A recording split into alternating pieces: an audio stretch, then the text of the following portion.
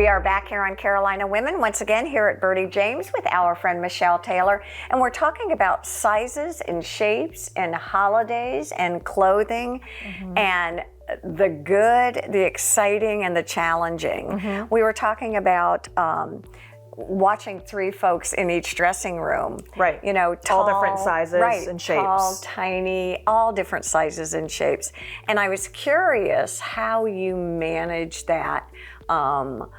I guess for me it's psychological. From an emotional standpoint, when you're talking to people, when you're looking at people, how do you even handle that? Yeah, well, you know, a lot of times what we do is we let our client take the lead and you know, we don't start styling them from the second they walk into the room. Okay. I do this with women that I work with in fashion shows too. We'll encourage them to find their comfort zone within the space in terms of their colors and the styles, and then that informs how we style them from there. And we see women all different shapes and sizes trying different pieces on. So oftentimes the reason we're suggesting a style, even if you're not going to be gravitating towards that style, we know what it's going to look like on you because we've seen it. And so those are little like bonuses for women to be like, oh my gosh, I never would have put that on. And we're really coming from a place of not just trying to sell the piece, but we want that moment where you look in the mirror and you're like, it's an aha moment. Exactly. And if there is a time where you're looking in the mirror and you're like, take it off. Take it off. Because there's way too many things in here that like, have you ever been in your closet and you've put on 30 pieces? And you go back to the one that you put on last week? Yes. And it's like, you know what? Okay, if I wore this last week, I feel good in it today. That's what, you know, like I don't always feel good in this. Right. I've worn it twice in a week.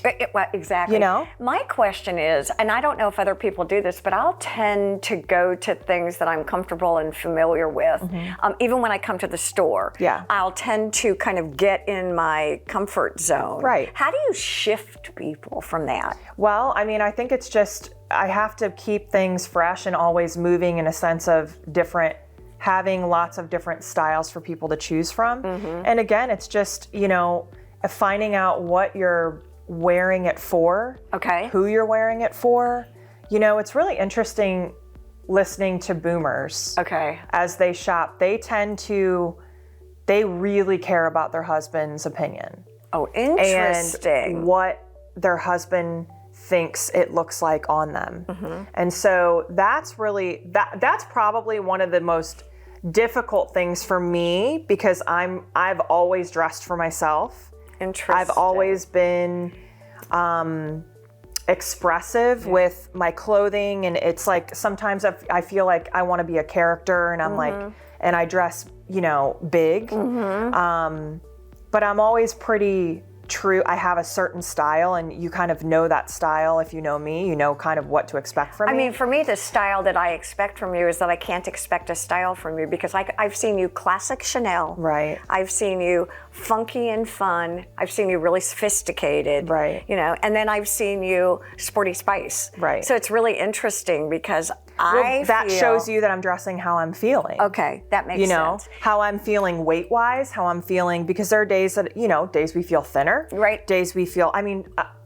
it's around my cycle, to be honest with you. Right, exactly. If I really looked at it. Right. You know, the days that I'm... Fat days. Well, you know, where you don't feel like, you know, and lately I feel a little more even keel. Let me ask you a question. This is a word that I never thought would come out of my mouth, but I always worried that now that I'm 70, I don't want to look matronly, but I don't want to look 16. Stop laughing. You know, that word is, what does that even mean? Yeah, I think that I've struggled with this myself with my hair. Okay. So, you know, like I was really loving the pixies for a minute, right? But then like I sometimes I feel like I'm matronly. Oh my. I know. It's kind of like all in your head. It is. Sort of. But yeah, I mean, I think that goes for style as well, but it just, we don't really have many things that are matronly in here. It's such a dumb word, but it's exactly what we're... And I don't see anyone on Hilton Head as matronly. Me either. Matronly is, you know, in my past. Exactly. You know, we just kind of have evolved beyond that. So again, what to expect when you come to Birdie James isn't just a buying clothes experience. That's what I have to say. Every time we talk, it's not just about buying clothes. Right. Thank you. We want to thank all of you for joining us here on Carolina Women. Have a safe and wonderful week. Bye-bye.